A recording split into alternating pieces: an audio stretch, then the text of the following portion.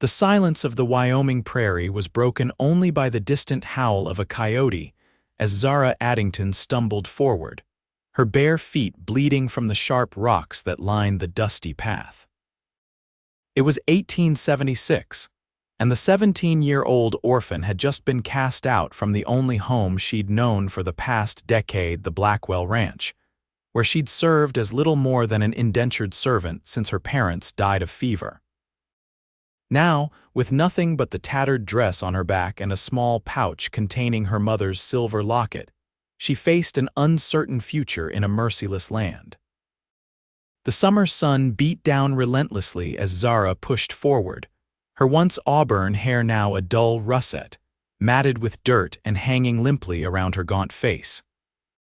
3 days had passed since Mrs. Blackwell had accused her of stealing silver spoons, a crime she hadn't committed, and Mr. Blackwell had dragged her to the edge of their property, throwing her to the ground with a warning never to return. "You'll not survive a week out there, girl," he had sneered, his tobacco-stained teeth bared in a cruel smile. "The wilderness will chew you up and spit out what's left." 3 days of walking with barely any water had proven Mr. Blackwell partially right.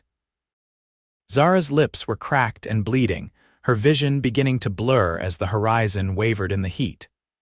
When she stumbled upon a small creek, the relief was so overwhelming that she dropped to her knees, plunging her hands into the cool water before bringing them to her parched lips. The sound of approaching hoofbeats made her freeze.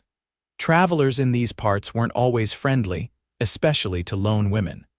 Scrambling behind a cluster of rocks, Zara held her breath as a rider appeared, leading a small herd of cattle toward the water. The man dismounted with the easy grace of someone who'd spent his life in the saddle. Tall and broad-shouldered, he removed his hat to wipe sweat from his brow, revealing sandy brown hair that caught the sunlight. His face was weathered by the elements but youthful, perhaps no more than 25 years. Zara's foot slipped, sending a small cascade of pebbles down the embankment. The man's head snapped up, his hand instinctively moving to the gun at his hip. "Who's there?" he called, his voice deep and steady. "Show yourself." Zara considered remaining hidden, but her parched throat and empty stomach left her with little choice. Slowly, she emerged from behind the rocks, her hands raised slightly to show she meant no harm. The cowboy's eyes widened momentarily at her appearance, the filthy, torn dress, the matted hair, the dirt-streaked face and bleeding feet. But his gaze lingered on her eyes, clear green eyes that held a fierce determination despite her circumstances. "Please," Zara managed, her voice a hoarse whisper. "I mean no trouble, I just need water." The cowboy studied her for a long moment, then reached for his canteen.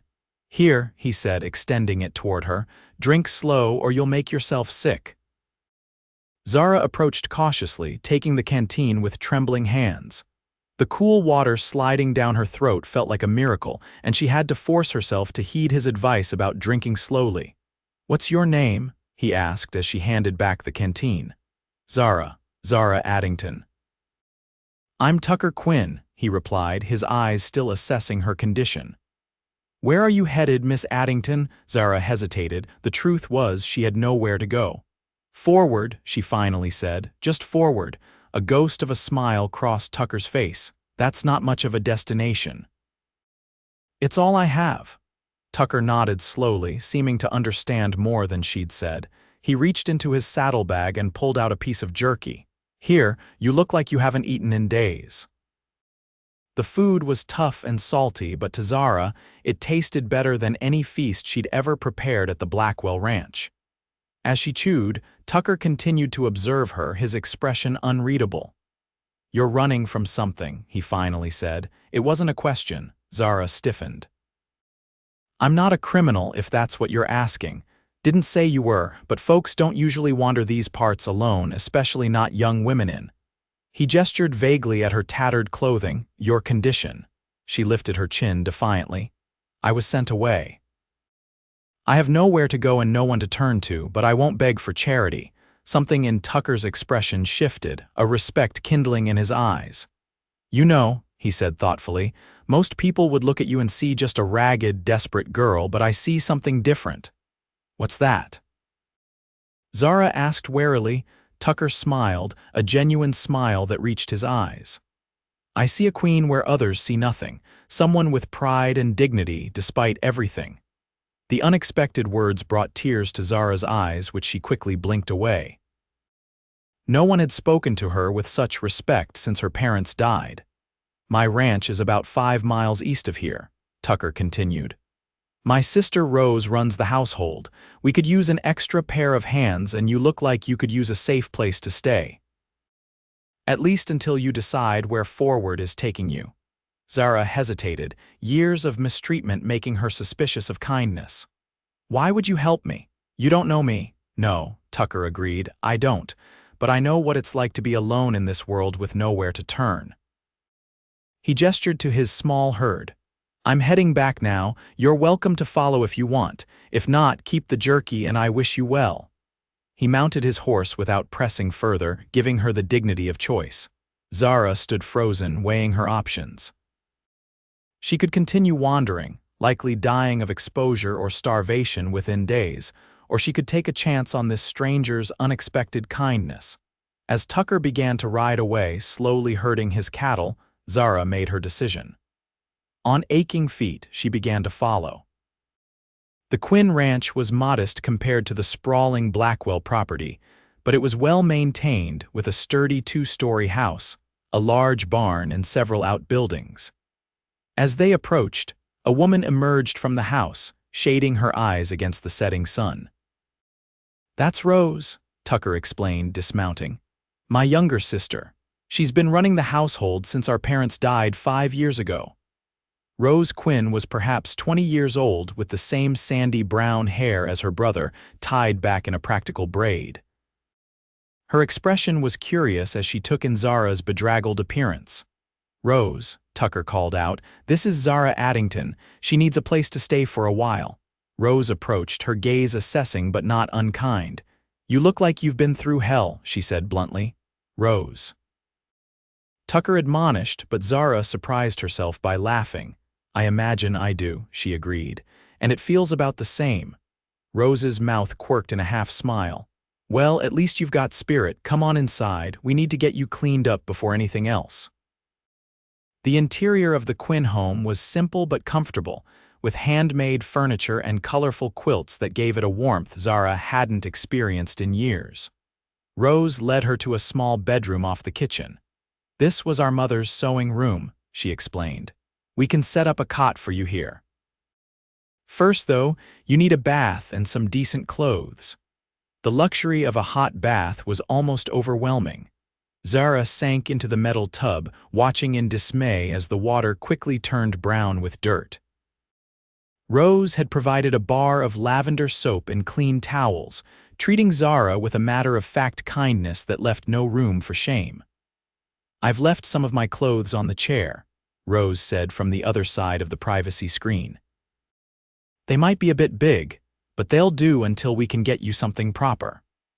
Cleaned and dressed in Rose's borrowed calico dress, with her hair combed and braided, Zara felt like a different person as she joined the Quinn siblings for supper. The simple meal of beans, cornbread, and venison stew was the best food she'd tasted in years. So, Rose said as they ate, Tucker says you were sent away. Care to elaborate? Tucker shot his sister a warning look, but Zara shook her head. It's all right, I've nothing to hide. She took a deep breath and told them about the Blackwells, how they'd taken her in after her parents died, promising to care for her in exchange for her help around the ranch. How that help had turned into years of servitude, working from dawn until well past dusk, sleeping in an unheated storage room, eating scraps, and enduring frequent discipline for imagined infractions. When Mrs. Blackwell accused me of stealing her silver, I knew it was just an excuse, Zara explained. Their son Jeremiah had been making advances. I'd managed to avoid him so far, but it was getting harder. I think they decided I was more trouble than I was worth. Rose's expression had hardened during Zara's story, while Tucker's jaw was clenched tight, his knuckles white around his fork. "The Blackwells," he finally said, his voice controlled. "Harold and Margaret Blackwell, with the big spread north of Cottonwood Creek." Zara nodded, a chill running through her at the mention of their names. "I've had dealings with Harold," Tucker said grimly. "Never liked the man, now I know why." "Well," Rose said firmly, "you're safe here, Zara, for as long as you want to stay." That night, lying on the comfortable cot in the sewing room, Zara allowed herself to hope for the first time in years. The kindness of these strangers was almost incomprehensible after so long without it. Yet doubt crept in as well. What would they expect in return? Everyone wanted something. The question was, what price would the Quinns ask her to pay? In the days that followed, Zara waited for the other shoe to drop, but it never did. She worked alongside Rose, learning the routines of the Quinn household, which were vastly different from the Blackwells. Here, work was shared, meals were eaten together, and laughter was common. Tucker treated her with a respectful distance that she found both reassuring and, strangely, a little disappointing. A week after her arrival, Zara was helping Rose hang laundry when she broached the subject that had been weighing on her mind. "I should discuss payment," she said, pinning a shirt to the line. "For my room and board." Rose looked surprised. "Payment? Zara, you're our guest." "I can't be a guest forever," Zara insisted. "I need to earn my keep." Rose studied her for a moment. "Well, if you insist, we could use help with the household and the garden. I've been wanting to expand the vegetable plot, but there's only so many hours in the day." "And Tucker mentioned you're good with horses." Zara nodded. Despite everything, the Blackwells had taught her to ride and care for horses, if only because it made her more useful to them. "That's settled then," Rose said cheerfully. "You'll help me with the house and garden, and you can help Tucker with the horses when needed. In exchange, you get room, board, and a fair wage." A wage. Zara's voice cracked on the word. She'd never been paid for her work before. "Of course," Rose said, as if it were the most natural thing in the world. "Everyone who works deserves to be paid. We're not rich, mind you, but we're fair." That evening, Tucker returned from town with supplies, including several lengths of fabric, a pattern book, and basic sewing notions. "Rose mentioned you might want to make some clothes of your own," he explained, not quite meeting Zara's eyes as he handed over the packages. "She said her things don't fit you right." The thoughtfulness of the gesture left Zara speechless. She ran her fingers over the soft cotton calico, a pretty blue with tiny white flowers that was nicer than anything she'd worn at the Blackwells. "Thank you," she managed finally. "This is too generous." Tucker shrugged, still looking uncomfortable. "It's nothing, you need clothes, that's all." But it wasn't nothing, and they both knew it. It was acknowledgement of her as a person with needs and wants, not just a servant to be used. That night, Zara began cutting the pattern for a new dress, her heart lighter than it had been in years. As summer progressed into early fall, Zara found herself settling into life at the Quinn Ranch. The vegetable garden flourished under her care, providing abundant produce that Rose preserved for the coming winter. She discovered a talent for baking that delighted both Quinn siblings, especially Tucker, who developed a particular fondness for her apple pies. For his part, Tucker remained somewhat of an enigma to Zara. He was unfailingly kind and respectful, but also reserved, especially when they were alone together. Sometimes she would catch him watching her with an expression she couldn't quite decipher, only for him to look away quickly when their eyes met. It was Rose who finally explained, one evening as they sat on the porch shelling peas. "You know, my brother isn't usually this shy," she said casually. "I think he's smitten with you." Zara nearly dropped the bowl of peas. "What? No, that's ridiculous. He barely speaks to me." Rose laughed. "That's how I know. Tucker can charm the birds from the trees when he wants to, but put him in front of a woman he actually cares about, and he turns into a tongue-tied fool. He doesn't. I mean, we barely know each other," Zara protested, though her heart had begun to race at the thought. "He knows enough," Rose said softly. "He sees you, Zara, not just what you've been through, but who you are underneath it all." Zara fell silent, contemplating Rose's words. Did Tucker really see her that way, and what did she feel for him? She admired his kindness, his quiet strength, the gentle way he handled his horses and the respect he showed to everyone, from the mercantile owner in town to the drifters who occasionally stopped by looking for work. But romance. After years of focusing solely on survival, the concept seemed almost foreign. The following day, Tucker invited Zara to ride out with him to check on a new foal born to one of his mares. The early October air was crisp as they rode side by side across the rolling grassland, the aspen trees a brilliant gold against the blue sky. "You ride well," Tucker commented as Zara easily kept pace with him. "Very natural in the saddle." "Thank you," she replied, feeling a flush of pleasure at the compliment. "I've always loved horses. They're honest creatures," Tucker nodded. "More honest than most people, that's for sure. They don't pretend to be something they're not." They reached a small valley where several mares grazed with their foals. Tucker dismounted and helped Zara down, his hands lingering at her waist for just a moment longer than necessary. The contact sent a warmth spreading through her that had nothing to do with the autumn sun. "There she is," Tucker said, pointing to a chestnut mare with a spindly-legged foal at her side. "Born just 3 days ago. Come see."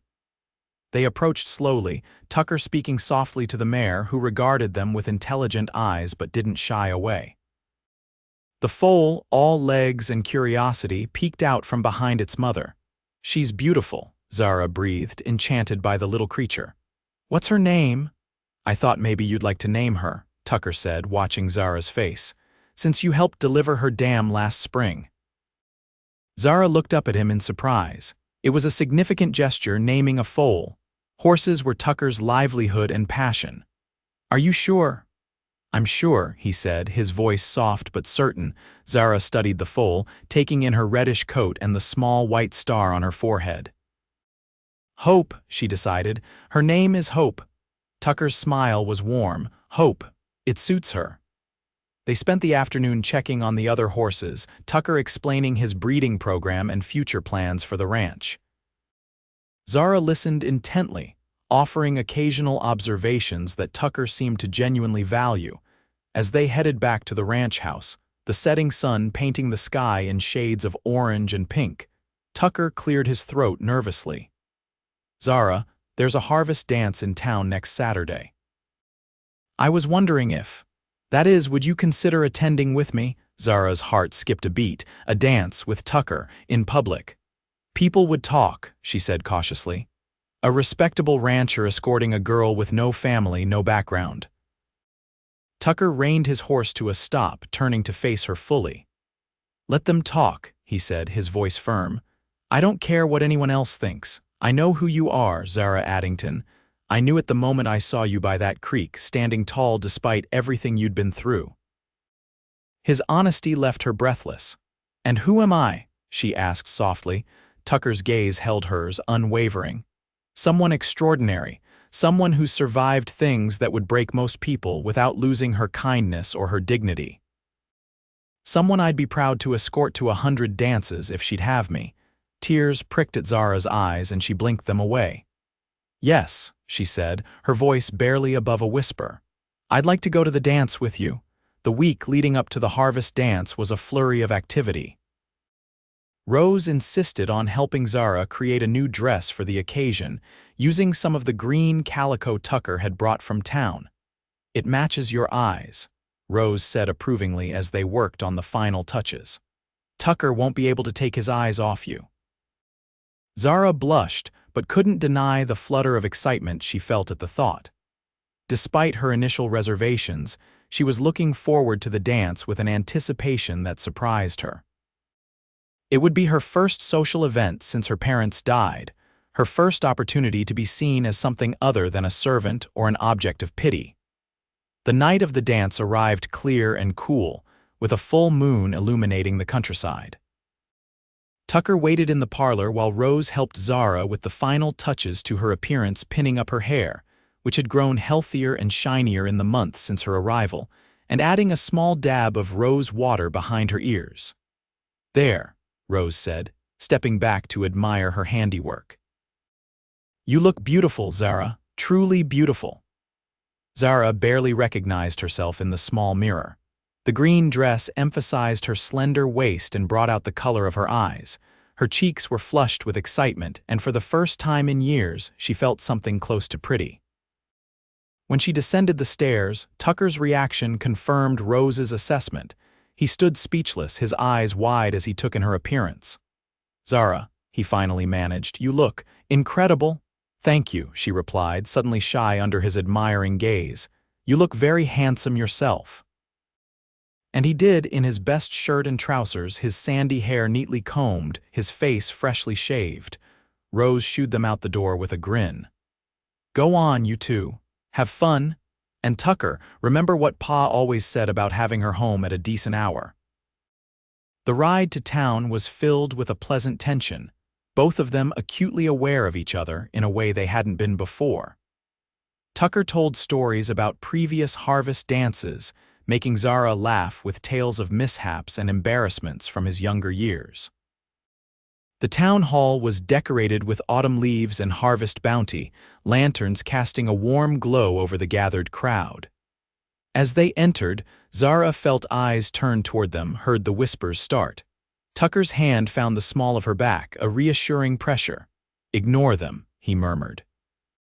They're just curious because you're new and because you're the prettiest woman here tonight. His compliment gave her courage. Lifting her chin, Zara walked beside Tucker with her back straight and her head high, greeting the people he introduced her to with a quiet dignity. Most were welcoming, if curious about the mysterious young woman Tucker Quinn had brought to the dance. A few, particularly some of the older matrons, were more reserved, eyeing Zara with suspicion or disdain. Don't mind Mrs. Henderson, Tucker said after one particularly frosty introduction. She's had her eye on me as a potential husband for her daughter Caroline for years. Zara raised an eyebrow. And you're not interested? Tucker's laugh was answer enough. Caroline Henderson is a fine woman, but we drive each other mad within a week. Besides, he added, his voice dropping lower, my interests lie elsewhere. The way he looked at her made Zara's breath catch. Before she could respond, the musicians struck up a lively reel and Tucker held out his hand. May I have this dance, Miss Addington? Dancing was one skill Zara had never had the opportunity to learn, but Tucker was a patient teacher. He guided her through the steps, his hand warm and steady at her waist, his eyes never leaving hers. By the third dance, Zara was moving with more confidence, laughing as Tucker swung her around the floor. During a break in the music, Tucker went to fetch them some punch. Zara stood near the wall, catching her breath when a shadow fell across her. Well, if it isn't the Blackwells' runaway servant girl. The voice froze Zara's blood. Slowly, she turned to face Jeremiah Blackwell, the last person she'd expected or wanted to see tonight. He was, as she remembered, tall and handsome in a cold way, with his father's cruel mouth and his mother's calculating eyes. I'm not a runaway, she said, keeping her voice steady despite her racing heart. Your parents sent me away, Jeremiah smirked, after you stole from them. That's the story, isn't it? Though we both know what you really wanted to steal. He stepped closer, his voice dropping to a whisper. Seems you've found yourself a new protector. Does Quinn know what you are, what you've done? He knows the truth, Zara replied, refusing to back away despite the revulsion Jeremiah's proximity caused. Something you wouldn't recognize if it introduced itself to you directly. Anger flashed in Jeremiah's eyes. You've grown bold, Zara, too bold for a girl with your background. Or lack thereof. Is there a problem here? Tucker's voice cut through the tension like a knife. He stood beside Zara, 2 cups of punch in his hands and a dangerous glint in his eyes as he assessed Jeremiah Blackwell. Quinn, Jeremiah acknowledged with a nod that didn't reach his eyes. Just catching up with an old acquaintance. Your date used to work for my family. Did she tell you how she left? She told me everything, Tucker said evenly. Including how your family treated her. Now, I suggest you move along before I forget we're in polite company. Jeremiah's face darkened, but he was smart enough to recognize the threat in Tucker's voice. With a mocking bow to Zara, he retreated, though not without a parting shot. "Enjoy your evening, Quinn. Just watch your valuables around this one."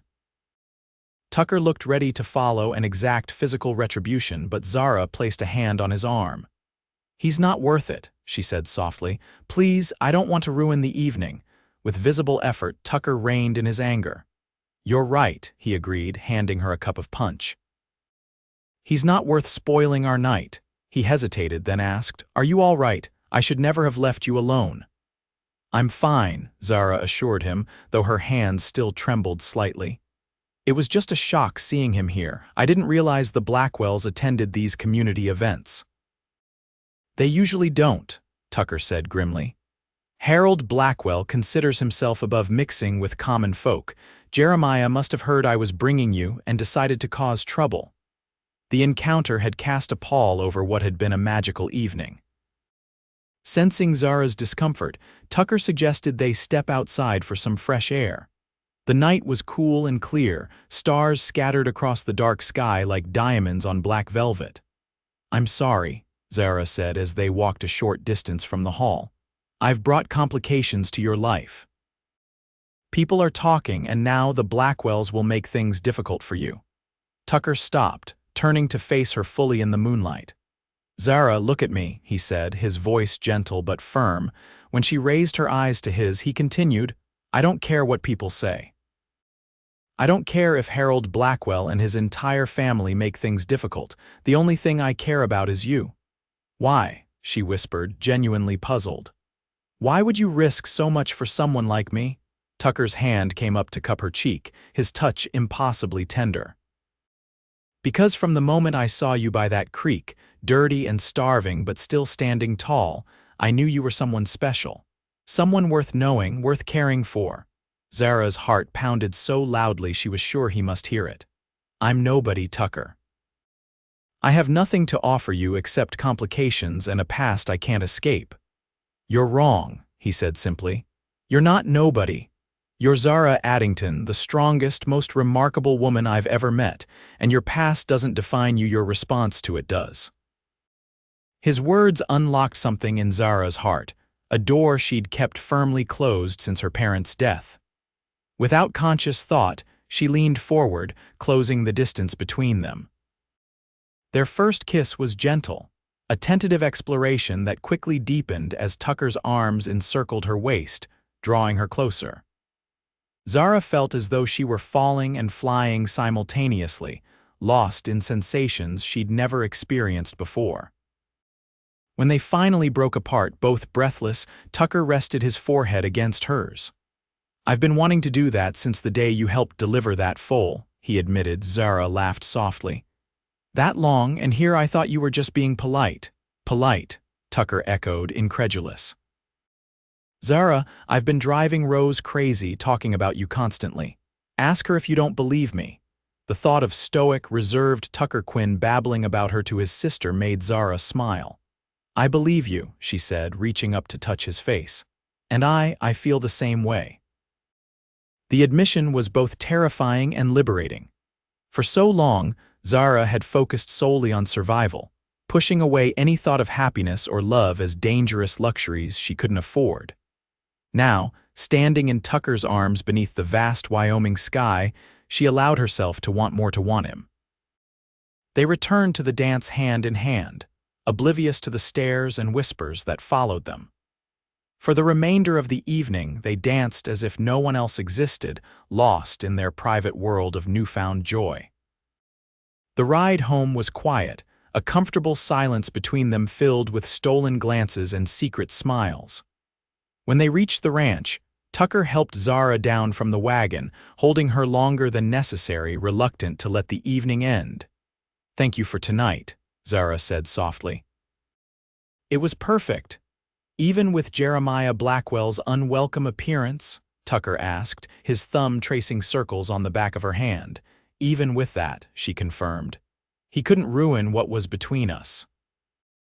Tucker's smile was tender as he leaned down to kiss her once more, a gentle goodnight that held the promise of many more such evenings to come, Inside, Rose was waiting up, pretending to read but clearly bursting with curiosity. "Well," she demanded as soon as Zara entered. "How was it?" Zara couldn't contain her smile. "It was wonderful, mostly." Rose's eyes narrowed at the qualification. "Mostly? What happened?" Over a cup of tea, Zara recounted the evening, including the confrontation with Jeremiah Blackwell. Rose's expression darkened at that part of the story. "That family has caused enough trouble," she said firmly. "They'd better not try anything else." "What could they do?" Zara asked, suddenly anxious. "Surely they wouldn't, I don't know," Rose admitted, "but people like the Blackwells don't like being defied or embarrassed." "And Tucker taking you to the dance was both in their eyes." Zara's happiness dimmed slightly at the reminder that her past with the Blackwells wasn't truly behind her. But as she prepared for bed, she refused to let fear overtake her newfound joy. Whatever came next, she would face it with Tucker and Rose beside her. For the first time in years, she wasn't alone. The weeks following the harvest dance were some of the happiest of Zara's life. Her relationship with Tucker blossomed, each day bringing new discoveries about each other. He taught her to shoot, insisting that every woman on the frontier should know how to defend herself. She surprised them both with her natural accuracy, hitting targets with a steadiness that made Tucker whistle in appreciation. "Remind me never to make you angry," he joked after she put 5 shots in a tight cluster on a distant fence post. Zara laughed, enjoying the unfamiliar sensation of pride in a newly discovered skill. "I'll try to remember that you're teaching me this for defense, not retribution." As October gave way to November, they began preparations for winter. The three of them worked together to ensure the ranch was ready for the harsh Wyoming cold, stacking firewood, smoking meat, checking that all buildings were secure against the coming snow. One crisp afternoon, as Zara and Tucker rode back from inspecting the northern fence line, he surprised her with a detour to a small rise overlooking the ranch. From this vantage point, they could see the entire Quinn property spread out below them, the house with smoke curling from the chimney, the barn and corrals, the creek winding through the valley, the golden grasses of the pastures waving in the breeze. "It's beautiful," Zara said, taking in the view. "You must be very proud of what you've built here." Tucker nodded, his expression thoughtful. "My father started with nothing but a claim and a dream. He and my mother worked themselves to the bone to build this place. When they died, I promised myself I'd not only maintain it but make it grow." "You've done that," Zara observed. "Rose told me how you've expanded the herd and improved the bloodlines." "There's still so much I want to do," Tucker said, his eyes scanning the horizon. "More land to acquire, more improvements to make." He turned to her, his expression suddenly serious. "But lately, I've realized something important." "What's that?" Zara asked, noting the change in his demeanor. "A ranch is just land and buildings and livestock without the right people to share it with," he said quietly. "It's not a home unless it holds the people you love." Zara's heart quickened at the word love, though Tucker hadn't directly applied it to her. "You and Rose make it a home," she said carefully. "Rose is talking about marrying Samuel Miller next spring," Tucker revealed. "He asked my permission last week." This was news to Zara. "The blacksmith's son, I didn't even know they were courting," Tucker smiled. "They've been sweet on each other since they were children. It's been an understanding between them for years. She's just been waiting until I was settled." "And are you?" Zara asked, hardly daring to breathe. "Settled." Tucker reached for her hand, his calloused fingers entwining with hers. "That depends entirely on you, Zara Addington." Before he could continue, the sound of approaching riders drew their attention. 3 men on horseback were approaching the ranch house at a gallop, never a good sign in the peaceful valley. "Something's wrong," Tucker said, immediately alert. "We need to get back." They rode hard down the hill, reaching the yard just as the riders dismounted. Zara recognized the town sheriff and his deputy, but the third man was a stranger in an expensive suit. "Sheriff Davis," Tucker greeted them, his expression guarded. "What brings you out this way?" The sheriff looked uncomfortable, glancing between Tucker and Zara. "Mr. Quinn, I'm afraid I'm here on official business. This is Mr. Hollister, a lawyer from Cheyenne." The well-dressed man stepped forward, his cold eyes fixed on Zara. "I'm here representing Harold and Margaret Blackwell," he announced. "They've sworn out a complaint against this young woman for the theft of valuable silver items from their home." Zara felt the blood drain from her face. "That's a lie," she said firmly. "I took nothing from them except the clothes on my back, which were hardly worth stealing, and my mother's locket, which was mine to begin with." Hollister smiled thinly. "Nevertheless, the Blackwells have provided evidence and witnesses. Sheriff Davis has a warrant for your arrest." Tucker moved protectively to Zara's side. "This is absurd. What evidence could they possibly have for a crime that didn't happen?" "The items were found among Miss Addington's belongings at the home of a Mrs. Eliza Jenkins, where she allegedly stayed after fleeing the Blackwell Ranch," Hollister explained smoothly. "Mrs. Jenkins has provided a statement confirming this."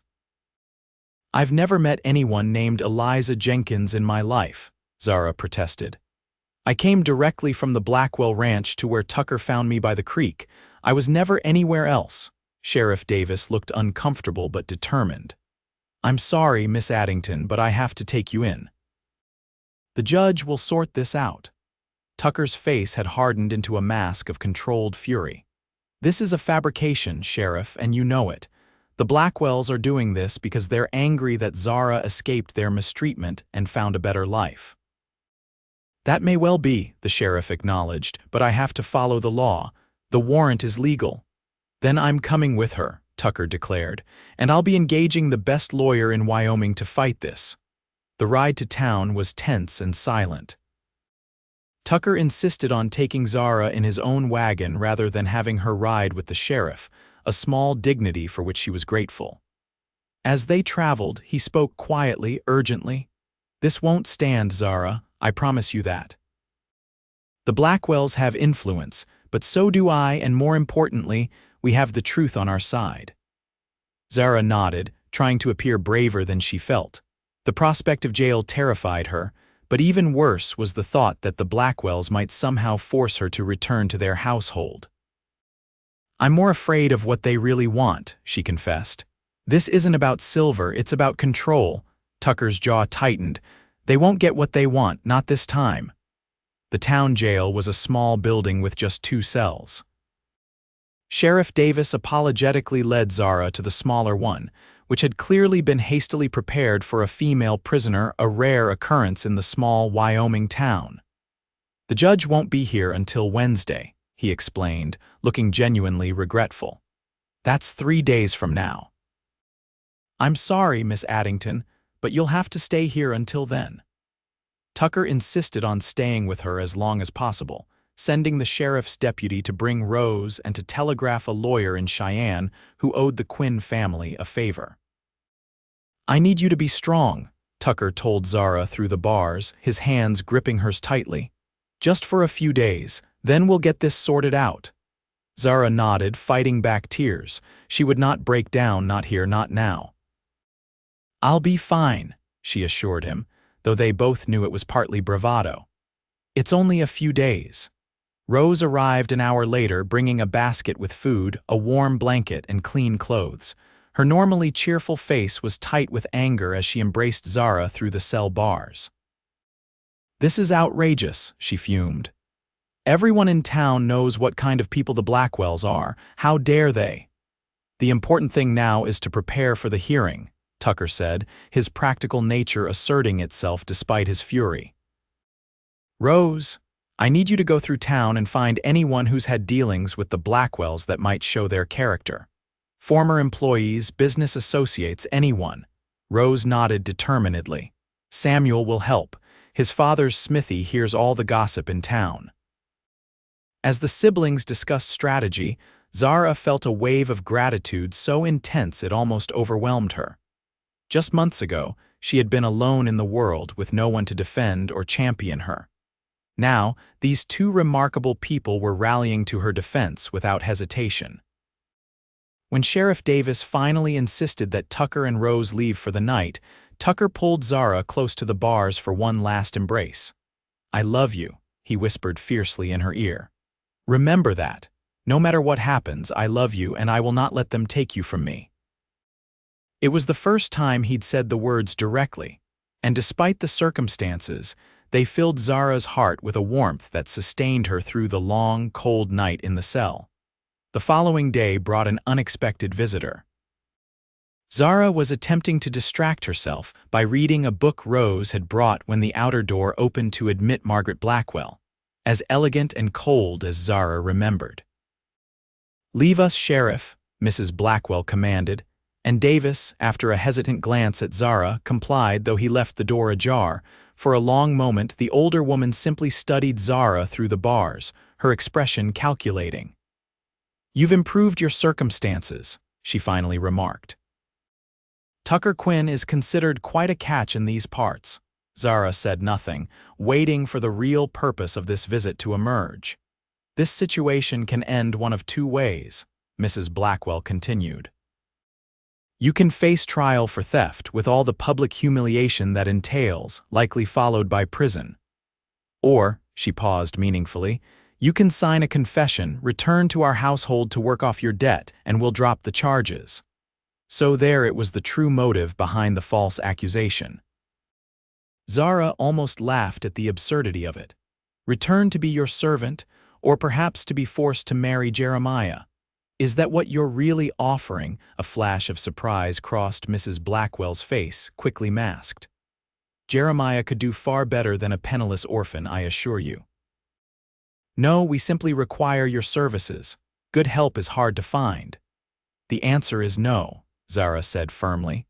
"I would rather go to prison than return to your household, and you should know that Tucker is bringing a lawyer from Cheyenne. Your false accusations won't stand up to real scrutiny." Mrs. Blackwell's mouth tightened. "You've grown impudent, girl. Tucker Quinn may think he loves you now, but men are fickle creatures. When he tires of you, where will you be then? At least with us, you'd have security." The security of slavery, Zara thought bitterly. "I'll take my chances with uncertainty," she replied. "Now, if you don't mind, I'd like to return to my book." Fury flashed in the older woman's eyes. "You'll regret this decision," she said coldly, before turning on her heel and sweeping out. Despite her show of bravado, Zara was shaken by the encounter. The Blackwells were powerful and ruthless. What if they had manufactured evidence convincing enough to sway the judge? What if they had bribed witnesses? Tucker arrived shortly after Mrs. Blackwell's departure, immediately sensing Zara's distress. When she recounted the visit, his expression darkened dangerously. "She actually had the nerve to come here and threaten you, to try to blackmail you into returning." "She didn't see it as blackmail," Zara said wearily. "In her mind, she was being generous, offering me a way out." Tucker paced the small space before the cell, his frustration evident. "The lawyer arrives tomorrow morning. He's bringing documentation about a similar case against the Blackwells. 3 years ago, another young woman they accused of theft when she tried to leave their employment. The case was dismissed for lack of evidence, but it establishes a pattern." Zara felt a flicker of hope. "There were others." "At least 2 that we know of," Tucker confirmed. "Rose and Samuel have been talking to people all over town. The Blackwells have a reputation, Zara.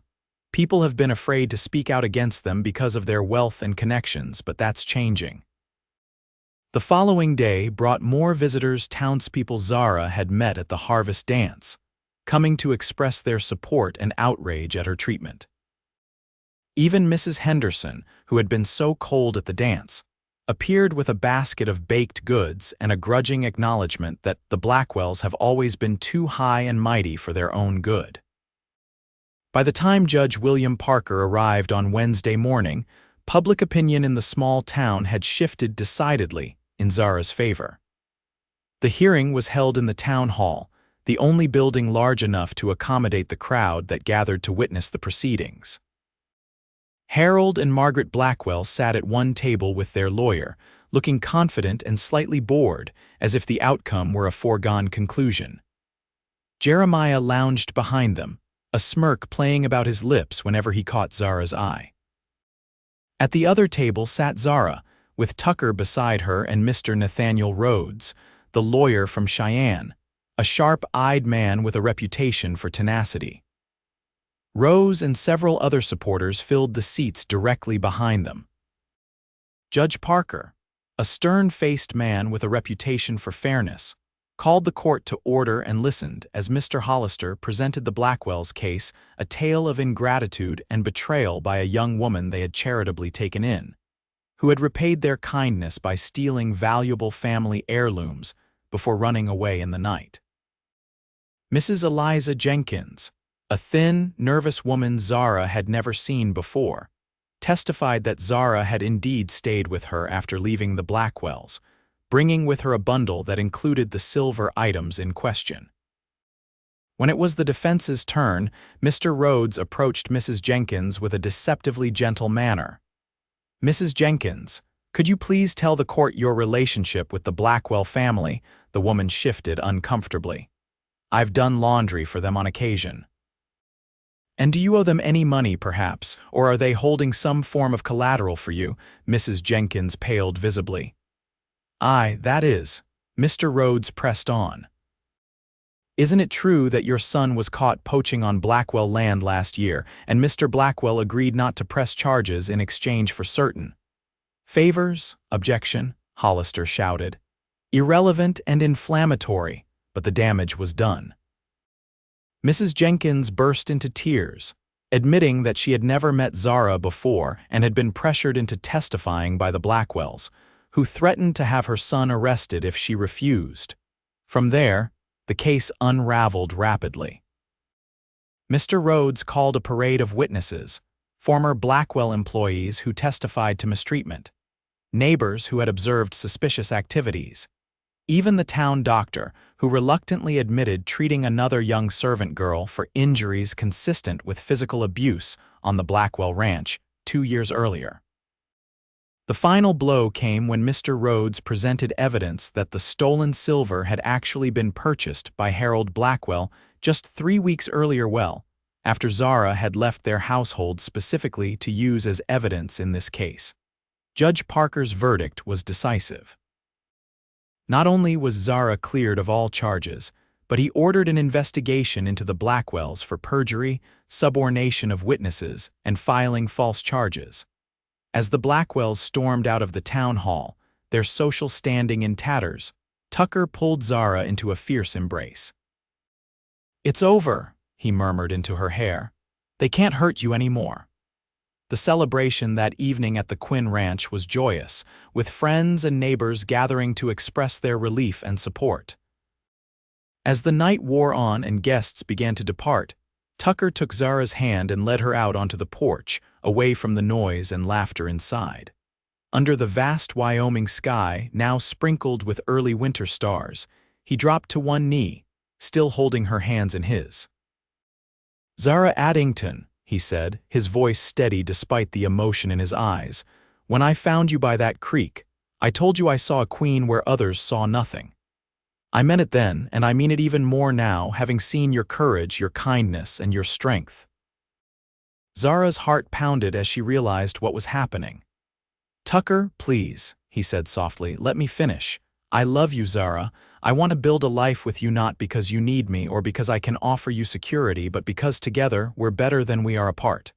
Will you marry me?" Tears filled Zara's eyes, but they were tears of joy, not sorrow. "Yes," she whispered, then louder, "Yes, Tucker Quinn, I will marry you." He rose to his feet, slipping a simple gold band onto her finger, his mother's ring, he explained, saved for this moment. As he pulled her into a kiss that promised a lifetime of tomorrows, Zara knew that her journey had finally led her home. They were married on Christmas Day, 1876, in a ceremony attended by the entire community. Rose stood as Zara's maid of honor, beaming with joy for her brother and the woman who had become her dearest friend.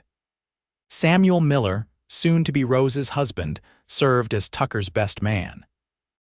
Zara wore a gown of ivory satin that she and Rose had worked on in secret for weeks, with a crown of winter holly in her auburn hair. Tucker, watching her walk toward him in the small church, thought she had never looked more regal, more deserving of the title queen he had bestowed upon her that fateful day by the creek.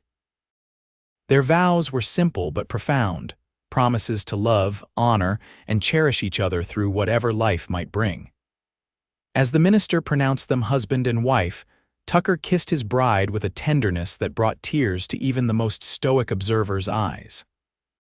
The celebration afterward was a true frontier, gathering abundant food, lively music, and dancing that continued well into the night.